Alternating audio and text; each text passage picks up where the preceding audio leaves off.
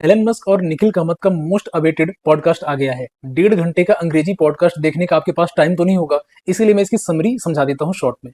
सबसे पहले Elon Musk का जो पहला बॉम्ब था वो ये था कि अगले 20 से 30 सालों में वर्क करना जो है ऑप्शनल हो जाएगा। एआई और रोबोटिक्स मिलकर इतनी प्रोडक्टिविटी लाएंगे कि काम करना सिर्फ हॉबी रह जाएगा। और जब एआई सारी चीजें बना देगा तो मनी की जो वैल्यू है जीरो हो जाएगी, ऐसा मस्क भाई साहब का कहना है। वो ये भी कहते हैं energy will be the only real currency.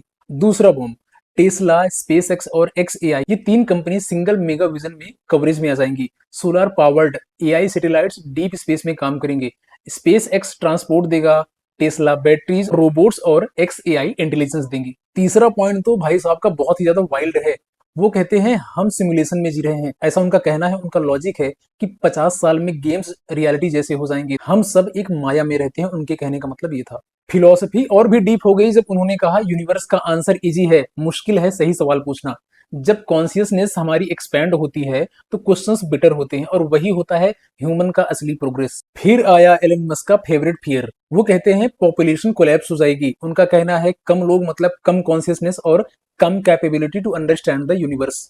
Education पर उनका टेक था college is equal to socialisation but skill obsolete कर देगा।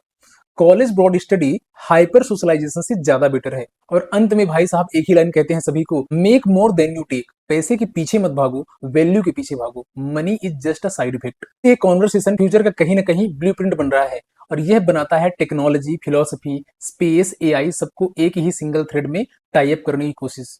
तो वैसे अगर मैंने आपका समय बचाया पूरा 1.5 घंटे पॉडकास्ट देखने का, तो आप मुझे फॉलो और लाइक करके जाना।